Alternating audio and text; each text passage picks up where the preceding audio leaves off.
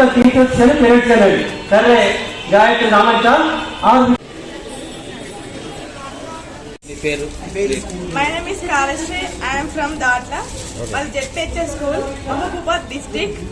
నేను మా principal sir ప్రోత్సహించడం వల్లనే నేను ఈ పద్యాలు రాసి చాలా చక్కగా రాశాను. మా ప్రిన్సిపల్ సార్ ప్రోత్సాహం వల్లనే నేను ఈరోజు ఇంత మంచి స్థాయికి ఎదిగి ఇంత మంచి అవార్డు తీసుకున్నానంటే అది మా ప్రిన్సిపల్ సార్ వల్లనే. So thank you sir. ఎన్ని పద్యాలు రాశారు? 5 పద్యాలు రాశారు. అచ్చా, గతంలో కూడా ఏమైనా రాయడం జరిగిందా? గతంలో పార్టిసిపేషన్ స్పీచ్ లో ఎక్కించేదాన్ని. ఓకే. ఇప్పుడైతే కొత్తగా మా ప్రిన్సిపల్ సార్ కొత్తగా జాయిన్ అయ్యారు పోయిన ఇయర్ లో. మా ప్రిన్సిపల్ సార్ గారి వల్లనే నేను రాయడం జరిగింది. ఓకే. ఏ క్లాస్ అవుతున్నారు? నేను 10th క్లాస్ చదువుతున్నాను. స్కూల్ పేరు, డిస్ట్రిక్ట్ ఏది? ZPHS Datla, district Mahabubabad. మీ డ్రీమ్ ఏంటి? మీ పెద్దాక ఏం అవ్వాలనుకుంటున్నారు? నాది అగ్రికల్చర్ ఆఫీసర్. ఓకే.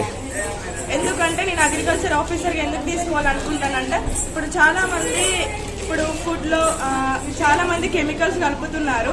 నేను ఏఈఓ అగ్రికల్చర్ ఆఫీసర్ అయ్యి ఎటువంటి కెమికల్ ఫర్టిలైజర్స్ యూజ్ చేయకుండా. సూపర్, వెరీ నైస్ అబ్బా, ఏం ఆలోచన సార్. గ్రేట్. ఈరోజు ఎలా అనిపించింది ఇంత గొప్ప వేదిక మీద మీరు బహుమతి? నాకు చాలా ఆనందం కలిగింది. అసలు నా లైఫ్ లో ఫస్ట్ టైం అంటే ఇదే. అసలు ఫస్ట్ టైం మా ప్రిన్సిపల్ సార్ వల్లనే నేను ఇక్కడికి రావడం జరిగింది. అసలు మా ప్రిన్సిపల్ సార్ గారి పేరు Krishnaiah sir, Komurapu Krishnaiah sir.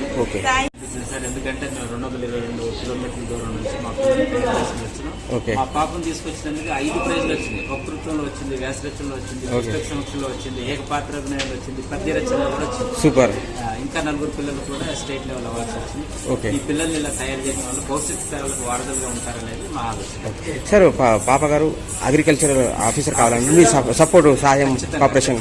Sir, ఎందుకంటే నేను ఆర్గానిక్ ఫుడ్ని ఎక్కువగా వాడుతూ ఉంటాను. మిద్దె తోటని ఎక్కువగా ప్రేమిస్తాను.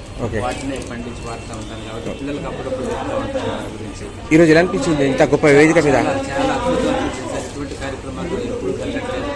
జరిగితే పిల్లలకు ఇంకా ఉపయోగపడతాయి అనేది నా ఆలోచన. Thank you.